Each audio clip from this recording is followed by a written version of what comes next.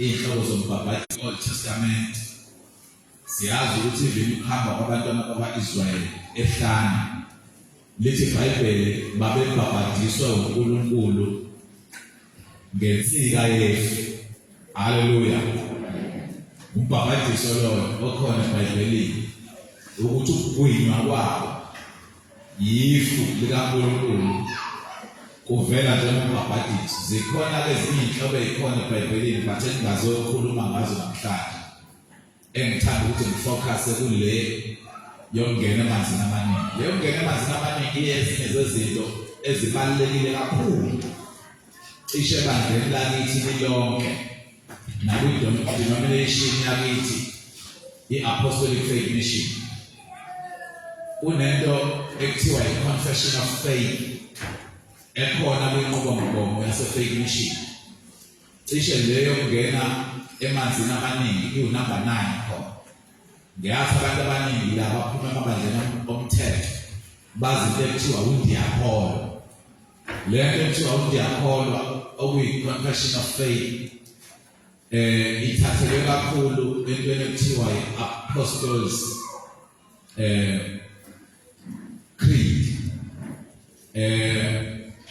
As much as leyo ngeke emanzini amaningi ingekho khona, kodwa zonke lezi zinto ezithi we believe or I believe izinto ezitholakala khona laphana kwinqubomgomo yakithi kunolayini othi we believe that the believers' baptism by immersion and the Lord's Supper are instituted by Jesus Christ to be observed by the church.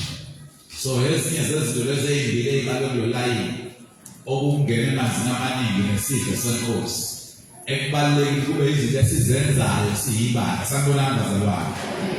Kubalulekile ukuthi sikhulume nale ndaba yokungena emanzini amaningi ngoba ibalulekile kakhulu lesiGreek elithi baptizo or baptizo okusho ukuqinisa into ethize ngokupheleleyo, ukuyifaka ngokupheleleyo yona yonke noma uyiqinise yona yonke.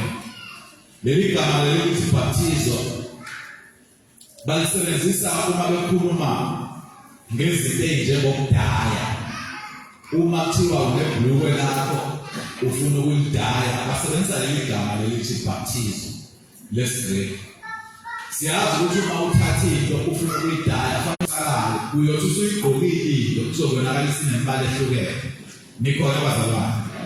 Okusho ukuthi lona okusho ukuthi uma ubhabhadiswa uma ungena emanzini amaningi ngena wena wonke. Kungabikho iphathi esala ngaphandle. Ngiyaye ngithi-ke noma bengiyaye ngithi ngesikhathi ngisabhabhadisa uma sikhuluma kafushane esizongena emibhabhadisweni ngithi ngisize ungasali ngisho isandla ngaphandle ngoba omunye umuntu uyayibona esehangena emanzini amaningi kodwa akantshontshe ukuya ukuzolala mhlawumbe wasala isandla. Omunye uthola wasala inyawo ngaphandle uthola umzala usindisiwe kodwa akazuli kanje avuma hlala. Haleluya. Angisho ukuthi kukhona lokho eBhayibhelini kodwa ngisuke ngisho nje egameni likaJesu. So kubalulekile ukuthi singene thina sonke emanzini amaningi. Kunomyalelo omkhulu uJesu asinikeze wona osuseyinhliziyweni naseyingqondweni zabantwana bakaNkulunkulu ikakhulukazi leli bandla lakithi. Ngiyacela sithembele umfundele maybe chapter 28 verse 19 and 20 ngokukaMathewu 28 verse 19 and 20. Lenkonzo yombhabhadiso inkonzo kubalulekile ukuthi siyenze emveni kokuba samulela uJesu abe yinkosi nomsindisi wempilo yethu. Immediately uma uqeda ukwamukela uJesu abe yinkosi nomsindisi kumele ungena emanzini amaningi. Verse 19.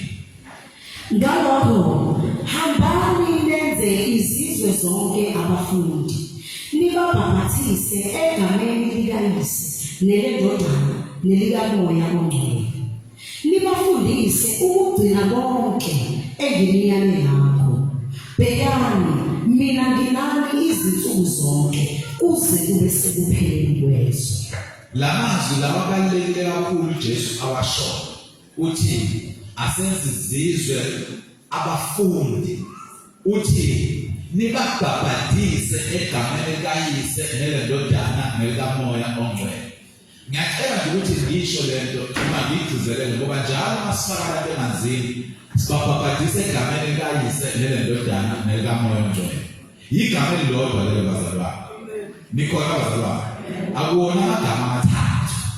Ngiyazi ukuthi ngesikhathi siselapha sasise emagameni amathathu elikaYise nelendodana. Cha, igama elilodwa. Uthe uJesu ababhabhadiswe egameni likaYise nelendodana nelikaMoya Ongcwele. Ligama elilodwa elisho ukuthathu kaNkulunkulu noma iGodhead. Nikhona bazalwane.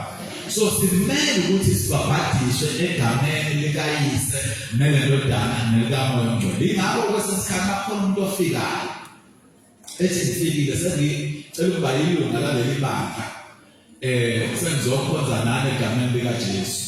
Mase simubuza umbuzo sokubalekile lathi vele ngisindisiwe siyayibuza ukuthi usuwangena emanzini amaningi. Athi yebo sengangena. Mase simbuza umbuzo othi wabhabhadiswa egameni likaBaba. Ngoba into ebalekile leyo ukuthi sithole ukuthi njengoba ngena wabhabhadiswa kweliphi igama. Nikhona bazalwane. Umuntu ethi ngabhabhadiswa egameni likaYise nelendodana nelikaMoya Ongcwele. Asikho isidingo sokuthi lo muntu siphinde simfake emanzini. Izinto ezukhiye esimbuza zona ukuthi waqwiliswa kangaki. Kubalekile umuntu masemfaka simqwilisa kanye. Kodwa simqwilisa egameni likaYise nelendodana nelikaMoya Ongcwele. Uma ethi ngaqwilisa kathathu. Niyabazi khona abantu bazalwane abafaka ukufaka ukuthi usathe aphize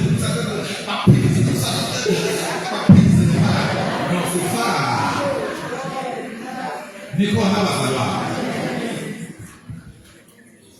Ungena emanzini amaningi akuyona into yebandla lakithi Fellowship Center International, but akuyona futhi into yebandla lakithi Apostolic Faith Mission, but into yomzimba wonke kaKristu, yebandla lonke likaKristu. Umehluko nje ukuthi uhambe ngawo yini noma uhambanga ngawo. Amen. So ibalekile uJesu athi asiyenze sibabhabhadisa abantu egameni likaYise nelendodana nelikaMoya Ongcwele. Uma sizongena emanzini amaningi ezinye zezinto ezibalekile kakhulu ukuthi sizenze before singena emanzini amaningi ileyo mvuma izolo. Matthew chapter 3 verse 5 and 6. Matthew 3, 5 and 6. uJesu naye ungenile bazalwane emanzini amaningi. Nikhona bazalwane. Into eyenza ukuthi abantu baze basibize ngamaKristu ingoba ibandla lokuqala belenza izinto uKristu uJesu azenzile. Niyakhumbula bazalwane ukuthi leli gama lezamaKristu athina amakholwa esiqambelo. Kodwa abantu abangakholwa ababona amakholwa ngalesa sikhathi enzisa okaKristu Jesu. Hallelujah. Base bebabiza ngokuthi amaKristu. Kwabona igama elithi Jesu ngaleso sikhathi kwakuyicala elibovu ukulibiza. Igama elithi Kristu kwakuyicala elibovu ukulibiza. Abantu babebiza amakholwa ngaleso sikhathi babebabiza ukuthi abantu baleyo ndlela. Ngoba babesaba ngisukubiza igama elithi Jesu noma Kristu ngoba wawuboshwa ngokuboshwa nokubulawa ngokubulawa. Sanibonani bazalwane. So uma ke uyongena emanzini amaningi kunento ebalulekile kakhulu mfundela sithembile. Khona kwaphumela kuye iJerusalema neJudiya yonke nezwe lonke laseJordani. Babhabhathiswa nguye emfuleni iJordani bevuma izono zabo. Abantu babephuma lithi iBhayibheli babeya kuJohane umbhabhadisi eyobafaka emanzini ubabhabhadisa emfuleni iJordani. Nikhona bazalwane. Wayebafaka emanzini emfuleni iJordani. Lithi iBhayibheli bevuma izono. Ibalulekile kakhulu ke lokho uma uyongena emanzini izono zivume. Not necessarily uma uyongena emanzini nje kuphela. Uma uwenza lezi zinto ezibizwa ngama-sacrament. Lezi zinto ezibizwa ngama-sacrament ziyinkinga kakhulu ekutheni uzenze ungahlambulukile. Kulo layini engikhulume ngawo engithe unamba 9 kwinqubomgomo yakithi zombili lezona kakhulu. Ngiyayizwa la? Indlela ongena uyiye esidlweni senkosi uphuma ngalona sungaphezulu kwalento yiyo. Nakhona ke mawuzongena emanzini amaningi kubalulekile izona ivuni iqinisa lemsulu ukuthi izono zakho awusozwa ikhumbula zonke. Nikhona bazalwane. Awuyenza usozwa ikhumbula zonke. Ukwamukela ukuthi uJesu abe inkosi nomsindisi automatically izono zethu zisuke sezithethelelwe egameni likaJesu. But kukhona into esibalulekile ukuthi lezi zono sayikhumbula-ke zivume egameni likaJesu. Nikhona bazalwane. Uvuma kwakho lezo sayikhumbulayo uNkulunkulu bazalwane nobheka phakathi ejuleni naleyo sinikela kuyo uNkulunkulu. Nikhona bazalwane ukuze asithethelele zona. So kubalulekile uma songena emanzini sivume izono zethu. Ingakho kwesikhathi uma ufika la kubantu abasuke bezobhabhadiswa kusuke kukhona abantu iziteshe ezithize ezisuke zikhona ukunikeza abantu ithuba lokuthi baye kubona lawo bantu bavume izono egameni likaJesu. Haleluya. Ngiyacela sithe awukho iqaleni yona leyo ndaba le kuleyo chapter le ngaleyo mihla kwavela uJohane umbhapathizi. Ngicela ukwehle ekuqaleni la uJesu engena khona kuverse 13. Khona uJesu evela eGalile wafika kuJohane eJordani ukuba azobhapathiswa nguye. Naye uJesu uNkulunkulu siyazi uJesu u100% God, u100% man. uNkulunkulu ngokupheleleyo futhi ufike emhlabeni waba umuntu ngokupheleleyo. Lithi iBhayibheli naye waya eJordani. Waya ngiwuKristu. Uma mina ngiwumlandeli kaJesu, uma mina ngiwumkhonzi kaNkulunkulu egameni likaJesu, uma mina ngifuna ukuhambisa okwakho uJesu, ngimele ukuthi ngenze izinto azenzayo, ngiye kongena emanzini amaningi. Sanibona bazalwane. Okusho ukuthi as long as nithi nami ngilandela uJesu kodwa ngikaye kongena emanzini amaningi, kusho ukuthi akuphelele. Kuthiwa kepha uJohane wamalela wathi, yini engisele ukubhapathiswa nguwe, wena uza kimi na? uJesu waphendula wathi kuye, vuma kalokho, ngoba kusifanele ukugcwalisa kanjalo ukulunga konke. Khona wayesemvumela. uJesu thindwa into eyodwa. uJohane siyazi ukuthi uJohane wayeunderstanda kahle inhloso kaNkulunkulu ngokuletha uJohane emhlabeni ukuthi uJohane azobikezela ngokuqala ukusebenza kaJesu. Uma uJesu esezoqala ukusebenza ezongena emanzini amaningi ukuthi uJohane no awukwazi ukuthi kube yimina engifaka wena ngoba ngiyakwazi ukuthi wena umkhulu kunami. Uthi uJesu vuma kalokho ngoba kumele ukuthi ngingene emanzini amaningi nami uqobo ukuze kugcwaliseke ukulunga konke. Uma kukhona umuntu okubuzayo ukuthi ungenelani emanzini amaningi, uJesu usesinikezile impendulo ukuthi why singene emanzini amaningi? Ukugcwaliseka kokulunga. Nikhona bazalwane. Uma siyongena amaningi, siyongena emanzini amaningi, sisuke siyogcwalisa ukulunga konke. So, uJesu ngivumele ukuthi ungifake emanzini amaningi ukuze nami noma ngiwuNkulunkulu kodwa simele ukugcwalisa ukulunga konke. Lithi iBhayibheli wayeseyavumela. Kuthiwa uJesu waphendula wathi kuye, vuma kalokho ngoba kusifanele ukugcwalisa kanjalo ukulunga konke. Khona wayesemvumela. uJesu esebhaphathisiwe wakhuphuka masinyane emanzini. Bheka, izulu lavuleka, wabona umoya kaNkulunkulu ehla njengejuba eza phezu kwakhe. Bheka, kwavela izwi ezulwini lithi, lo uyindodana yami ethandekayo engithokozile ngayo. uJesu engene emanzini amaningi kwenzakala into enkulu kakhulu of which I believe ukuthi cishe sonke masingena emanzini amaningi kukhona into eyenzakalayo. Haleluya.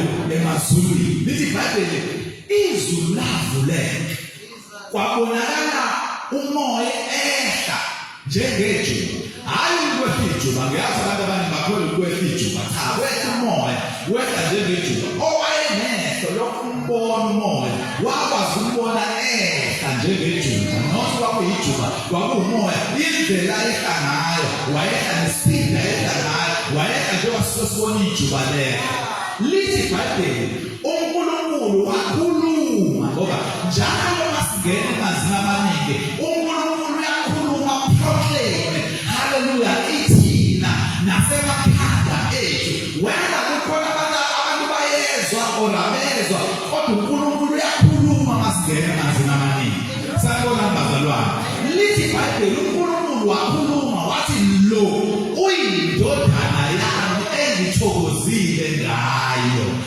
ngaso sonke isikhathi ngiyacela sazi ukuthi uNkulunkulu etuthokoze ngene emazini amaningi uNkulunkulu uyathokoza ngathi haleluya so mawungena emazini amaningi uthokozisa uNkulunkulu uNkulunkulu yodwa yami engithokozile ngayo yizweni haleluya lamazwi usuku Jesu angena ngalo embhabhadisweni kwakuwusuku la ayethi khona uJesu day 1 eqaleni kwakhe lokusebenza izinto zikaNkulunkulu haleluya so simele ungena emanzini amaningi ngicela ngifundele uIsaiah chapter 2 verse 38 simele ukungena emanzini amaningi simele ukungena emanzini amaningi uthini uPetru la uPetru wayesithi phenikani yilowo nalowo ababhathiswe egameni likaJesu Kristu kukho ukuthethekelwa kwezono zenu khona niyakwamukeliswa isiphiwo sikamoya ongcwele umoya ongcwele ufika ngekhawa ezahlukene umoya ongcwele iBhayibheli ibalulekile ukuthi simcele uNkulunkulu ukuthi asiphe lesi sipho esiwumoya ongcwele kodwa kukhona abanye abantu abamamukela umoya ongcwele ngesikhathi engena emanzini amaningi nikhona abazalwane abanye bamukelisa umoya ongcwele ngesikhathi bamukela uJesu ephakamisa isandla amukela uJesu abe yinkosi yokusindisa abanye bamukela umoya ongcwele ngesikhathi engena emanzini amaningi abanye-ke bamamukela ngokulangazelela kwabo umoya ongcwele but ngithanda lento uPetru ayishoyo uthi bona phendukani nibhabhathiswe ngoba uma sewuphendukile isitep esilandelayo isitep sokubhabhathiswa sizwana bazalwane awukwazi ukuphenduka ungangenanga ungangeni emanzini amaningi umele uma sewuphendukile ngena phela emanzini amaningi umbuza abantu abaye bawubuza ukuthi laba abafa bengangenanga emanzini amaningi bona iqiniso likusho ukuthi uJesu usho esiphambanweni uthi eselelesini namhlanje uzoba nami eparadise umbuzo leso selelesi sona siyongena ezulwini yes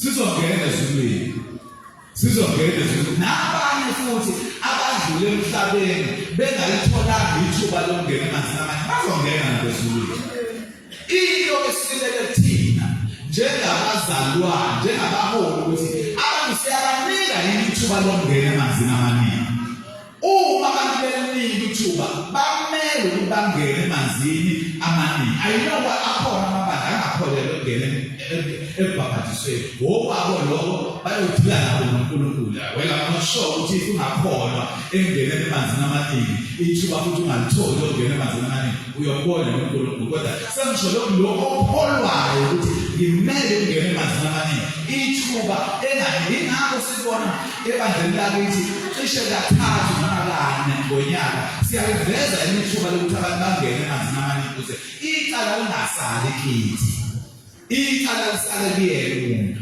lithi iBhayibheli uPetru uma eshumayeza laba abantu bokuqala ibandla lokuqala lashumayezwa ngesikhathi uJesu esehambile uthi uPetru phendukani nibhabhathiswe omunye umbuzo abantu abajwayele ukuba ubuze kakhulu ilona othi ubhabhatiswa nini umuntu uyabhabhatiswa umuntu engafundiswanga before ungena emanzini fanele ukuthi uhamba amaklasi iqala sesibona ukuthi sewuright bese kuyimasifaka emanzini amaningi iBhayibheli zikhona ikhawu esiyibonile eBhayibhelini zezinto ezenzakalile eBhayibhelini nabantu sibabone ngicela ngifundele u9:17 Izenzo chapter 9 verse 17 ke sibheke leka Ananiya nomndeni wakhe ukuthi wona ungena nini emanzini amaningi na wahamba uAnaniya wangena endlini wabeka izandla phezu kwakhe wathi Sawuli umzalwane inkosi uJesu eyabonakala kuwe endleleni oze ngayo ingithumile ukuba ubuye ubone ugcwaliswe ngomoya ongcwele wawa masinyane emehlweni akhe kwangathi inkwethu wabona wasukuma wabhaphathizwa uPawulos akalindanga siyazi uPawulos ngesikhathi eshawa ubani uPawulos washawa ubani wangabona waba nophenyane for 3 days engaboni Yesu waba nophenyane 3 days lapho lithi iBhayibheli ngesikhathi eseberizana uAnaniya kwathatha ikweli lekwetha abantu abayizwayo emehlweni abo yakatha lithi iBhayibheli yakatha after 3 days eshawa ubani lithi iBhayibheli ngesikhathi evula amehlo wabe sethi ngicela ukubhabhadiswa wangena emanzini abangakholwa la uPawula ekhishwa khona wabulala amakholwa isikhathi esidala asifundise qala sikhiphe lokubulala kwamakholwa no the moment ebona isidingo sokuthi le nkosi engihlangana nayo yiyo le eUKristu Jesu lithi iBhayibheli wabhabhadiswa Satan bengifuna ukuya kuKhoneliya umthethwana awufundele le kaKhoneliya nomndeni wakhe Sithembile sithola ukuthi yena ku-chapter 10 verse 46 kuya 48 uKhoneliya yena kwenzakala njani uPawulos wabhabhadiswa immediately eqeda ukwamukela uJesu njengenkosi nomsindisi ngokuba babezwa bekhuluma ngezilimi betusa uNkulunkulu khona uPetro waphendula wathi ukhona yini ongala namanzi ukuba bangabhaphathiswa laba abamukela umoya ongcwele njengathi na ukuba bangabhaphathiswa laba abamukela umoya ongcwele njengathi na wayeseyala ukuba babhaphathiswe egabeni lenkosi basebemncenga ukuba ahlale izinsuku ezithile uma uKhoneliya amukela uJesu nefamily yakhe yonke lithi iBhayibheli babuza akhona namanzi abangafaka bona manje nikhona bazalwane hayi sasa hayi after 3 months hayi after a year not after 2 years manje akhona inamanzi ingakho uthola ukuthi amabandla alabafundisi bethu abadala njengobaba uGumbe namanye akithi mawuya ebandleni leka baba udokotela uJonathan le eChatsworth eWestcliff uzofika kunendleso bese kakhona iphosombana lapha elinepool khona la umuntu obhabhadiswa khona ngisho ngaye lapho esekhamo uzofika nakhona kunephosombana lapha asendleso ingakho nathi ukuthi abadala bekubale uthenga umuntu angasindisa manje samlini afaka manje kanzini angaza godula ekhaya afaka manje kanzini ngoba kubalulekile ukuthi siyenze yonke le nkonzo ipheleliswe ithuba lisekho hallelujah so lithi iBhayibheli uKhoneliya nefamily yakhe yonke bangena senza ngeke sangena la ngenxa yesikhathi sami bathi siyayazi indaba yomthetho sekubula ukuthi indaba yomthetho ukuthi uFilipi uNkulunkulu wathatha uFilipi ngomoya lithi iBhayibheli uNkulunkulu wathatha uFilipi wambeka eduze nendoda eyayihamba ihleli ifunda iBhayibheli nekubula bazalwane lithi iBhayibheli yayihleli enqoleni ifunda iBhayibheli uthi befika uFilipi uyaqonda into ofundayo na uthi yena umthetho umephendula uthi ngingakwazi kanjani ngingenambonisi na lithi iBhayibheli babonisana ngalo izinkosi wabona isidingo ngiyazi abantu abaningi bajwayele ukubuza ukuthi iBhayibheli kanjani because kwakuyisikhathi la izenzo zayisenziwa khona iNew Testament yayingabule khona cha iBhayibheli liqala kuba khona ngesikhathi kuba khona incwadi lezi ezihlanu zomthetho lezi ezibizwa ngeTorah lezo qala eseBhayibhelini so vele abakhozi bangalesikhathi babenawo ukufunda lezi incwadi zomthetho mkhona abazalwane bekwazi ukufunda lezi incwadi zabaprofeti wakade sekukhona lo lezo incwadi zayikade sezikhona. So lithi iBhayibheli wayefunda-ke ezinye zezincwadi efunda indaba yomunye wabaprofethi abakhona eBhayibhelini, efunda kakhulu indaba le kaJesu. Haleluya. Lithi iBhayibheli yokubikezela kaJesu, lithi iBhayibheli ukuthi ngizokwazi kanjani lo ngingenambonisa. Babonisana noFilipu, uFilipu wambonisa izwi kaNkulunkulu. Lithi iBhayibheli wezwakala esethi amanzi nawo amanzi. Kwalani ukuthi ngibhabhadiswe na? Lithi iBhayibheli wamiswa inqola, wangeniswa emanzini kubonakala umfula ngaleso sikhathi akulindwanga. Kumnikezani na? Kumnikeza ukuthi umuntu afunakala sesimlile sikhathi isikhathi eside engangeni emanzini. Umuntu kubalulekile usheshe simngenise emanzini amaningi. Nikhona abazalwane? Ayino ukuthi abanye abantu baye bami ngaphambili umuntu ethe ukuthi nje ivangeli selonaka sevele kufaka abantu emanzini umuntu engakhokhona. Akhanisa ukhola no izwi kaNkulunkulu lithi manje. Lithi yithina kufanele sibuke kakhuluma la ngendaba ukuba undile ezisisilo. Washo ukuthi into ebalulekile kakhulu ebalulekile uthayisho ukuthi isidlo senkosi leli bandla lokuqala babesidla njalo. Thina ngoba phela manje lezi zinto akusenje ngasekhaya bona laba leli bandla lokuqala baye umsebenzi abayeka zonke izinto zawo babe ne-provision okudayisa yonke into yabo ukuzohlala la. Babe ne-provision yokuthola izinto bakwazi ukuphila, bakwazi ukubala. So babekwazi bakwenze njalo zonke izinto abehlangene. So thina sikwenza at least kanye ngenyanga ukuze ukwazi ukuthola ithuba lokuthuza sihlangane. Kodwa ngoba umthetho akabe njalo masihlangene izinto sethu sisikhona. Ayikho ukuthi sesakhokhela imali lethi. Sina kodwa khona kufanele ukuthi ngabe sikwenza njalo. Nabo-ke lokhu kokungeniswa emanzini amaningi yinto ebalulekile ukuthi kube ukuthi asikulindi ukuthi uzohlala isikhathi eside ungangeniswa emanzini amaningi. Izenzo umfundele kwabaseGalatia chapter 3 verse 26 and 27. Galatians 3:26 and 27. Ngokuba lonke ningabantwana bakaNkulunkulu ngokukholwa kuKristu. Ngokuba lonke elabhaphathiselwa kuKristu lembatha kuKristu. Lithi iBhayibheli njengoba sibhabhadisa egameni likayise lelododana likaNkulunkulu. Lithi iBhayibheli bonke ababhabhadiswa kuye uKristu bembatha yena futhi uKristu. Ngesikhathi ungena emanzini amaningi uphuma sewembethe yena uKristu. Niyayizwa into abazalwane?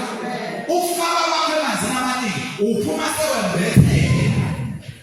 Okubonayo ubona uKristu, ubona lento yembethe. Yingakho kubalulekile ukuthi uma usonke uJesu eyinkosi nomsindisi angabe saba wena oyiphilayo, kodwa kube yilo omembethe ophilayo ephila kuwe. Ephila nawe. Uthi Ephesians chapter 4 verse 4. Ephesians 4:4-6. Munye umzimba, munye umoya. Njengalokho nabizelwa ethembeni linye lokubizwa kwenu. Yinye inkosi, yinye inkolo, munye umbhaphathiso, munye uNkulunkulu, uyise wabo bonke, ophezu kwabo bonke, okubo bonke, ophakathi kwabo bonke.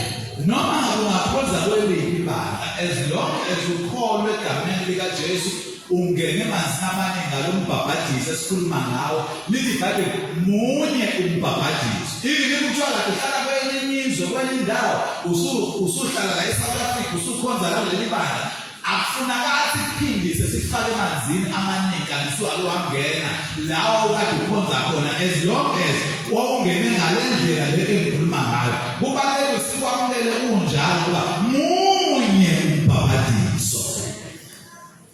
Sesana bazalwane, munye umbhabhadiso. Lo mbhabhadiso osungena kuwo yiwona lo mbhabhadiso esikhuluma ngawo.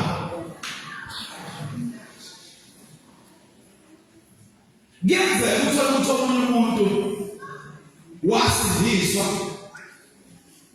wasindiswa wangena emanzini amaningi wabuye wayibuyisela enkosini. Umbuzo ukuthi uyaphinda uyongena emanzini amaningi? No, asikho isidingo sokuphinda uyongena emanzini amaningi. Siyezwana bazalwane? Ngoba wangena emanzini amaningi.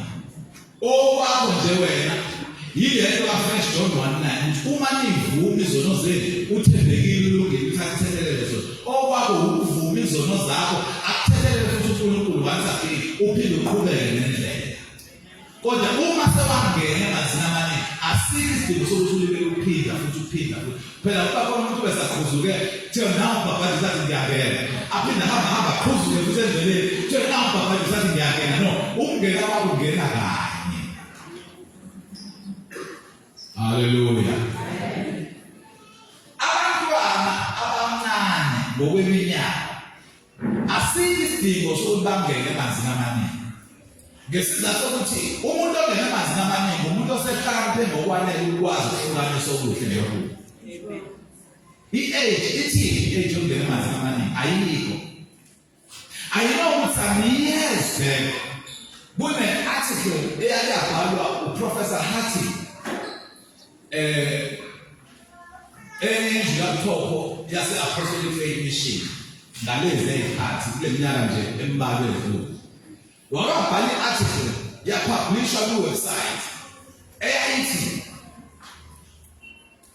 asikho isidingo sokuthi umntwana simlindise isikhathi eside kakhulu ukuthi angene emanzini amaningi. Angangena even at the age of 8 as long as esekwazi ukuhlukanisa okuhle nokubi. Nikhona bazalwane? Ayino ukuthi thina i-age i-fact, but abantwana bahlakanipha ngegama ezingafani. Khona umuntu ohlakanipha esemncane kakhulu, omunye kufanele uthathe ukukhula kancane kuyimayihlakanipha. That is why uma sila kukhona abantu abazobhabhadiswa beletha ke umntwana athiwa usemncane kakhulu simfake emanzini. Ngeke ngithi ayamnyekele ngimbuze umbuzo ukuthi wangena emanzini amaningi. Wayefuna ukubhabhadiswa. Ngihlukanisa lapho ukuthi lo ufanele noma akafanele. Omunye yaphendula athi ngoba sengamukela uJesu eyinkosi nomsindisi wempilo yami. Ayibona lo mfakele igcina umfakele ngihlakaniphe uyayazi ayenza. Omunye athi uma ukusho uma ngeke lo uzongena ngokuzana. Sewuma usho. Hallelujah. Yilapho la ubona khona ukuthi ngesikhathi uxoxa naye uyilapho la ubona khona ukuthi ufanele ukubhabhadiswa noma akafanele. Uma sithi umntwana wakho usumlethile umntwana wakho kade ngibholoha isonto lonke ngibholohela ukuthi uzongena emanzini amaningi. Bese fika la bambuze imibuzo embalwa bese bethi hayi cha uzobhabhadiswa ngokuzana. Ngiyacela ukuthi ungalimali. Hallo? Ngiyazi abanye abazali bayalimali umntwana wakhe sengifikile naye bese kuthiwa ayiphindela naye emuva uyobhabhadiswa ngokuzana. So senzela ukuthi ayikhona into emqondweni wakho ukwazi ukuhlukanisa okuhle nokubi. Futhi angangeni ngokuphoqa. In 1992 ngangena emanzini amaningi le enkuzulu. Kodwa kwenza ukuthi masengila sengamukela uKristu uJesu kabusha ngiphinde ngithele ukungena emanzini amaningi. Why? Yingesizathu sokuthi uma ngifika eMlazi ngibuya kwaMasho ngafike ngaphoqa kwathiwa la ekhaya siyakholwa siyesontweni thatha uJesu ngekhaya. Ngafaka lo Jesu ngekhaya ngamama as much as nangase ngi-enjoy lento yayisimnandi kodwa ngikhohlwa ukuthi ngangena emanzini amaningi ngiphoqiwe.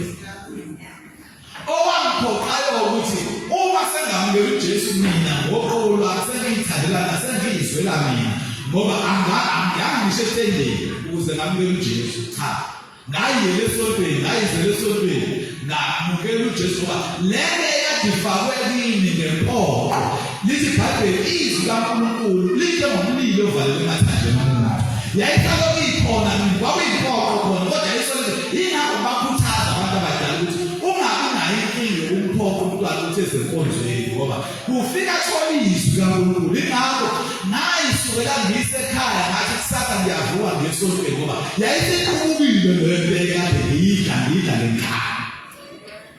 Yingakho-ke ngangena emanzini amaningi sengingena ngokwami, but not ukuthi kumele ukuthi ungene uphinde. Yingakho kubalulekile ukuthi kwesinye isikhathi ngiyaye ngibuze ukuthi ngisathanda ukuthi ungene emanzini amaningi. Mase ngibuze umbuzo othi wawukade ungangenanga yilokhu ekwenza ukuthi ufune ukuphinda. Abe naso isizathu umbuzo ukuthi ngesikhathi ngingene ekuqaleni mhlawumbe kwakhona into eyayingahambanga kahle engicela ukuphinda. Siyakwamukela ukuthi umuntu aphinde ukuze simanelelise yena, kodwa thina siphothe ukuthi phinda ngoba usuke wake wawa. Hallelujah. So ungene emanzini amaningi kuyiphoqa kithina sonke njengabantwana bakaNkulunkulu simele ukubhabhadiswa, simele ukungena emanzini amaningi, singene thina sonke. Lithi izwi lenkosi thina sabhabhadiselwa kukho ukufa kwakhe nokuvuka kwakhe. Ngiyaye ngithi bazalwane, we were not there ngesikhathi uJesu elele esiphambanweni. Esikhathi sigubha iPhasika sasingekho, kodwa ngokubhabhadiswa kusenza ukuthi sibe khona kushize inkosi. Ngokubhabhadiswa kwenza ukuthi sibe khona, bathi sibhabhadisela kukho ukufa kwakhe nokuvuka kwakhe. Ngesikhathi ufaka emanzini amaningi unjengomuntu ongcwatshwayo. Umphostoli uNdlovu of blessed memory ubejayele ukuthi masila uzobhabhadiswa abantu athi ngibonga ukuthi wona umngcwabo wakho lo okhona kuwona, umngcwabo wakho okhona wena kuwona, ngoba lo umngcwabo wakho uzobe ungasekho kodwa lo ukhona kuwona. Wayesho njalo na yingesizathu sokuthi uma ungena emanzini amaningi ungcwatshwa umuntu omdala. Mawusuphuma unjengomuntu ofana noJesu, ongcwatshwa noJesu aphinde futhi avuke kanye noJesu. Uma sande kudlala ekwani sizobe sithi uvukile nawe uzobe usuwavuka kanye naye ngani ngokubhabhadiswa. So ungena emanzini amaningi kubalulekile uma umntwana kaNkulunkulu usindisiwe egameni likaJesu ungene emanzini amaningi. Ngenxa yesikhathi sami ngiyacela ukumala egameni likaJesu. Ngicela siphakame simendeni.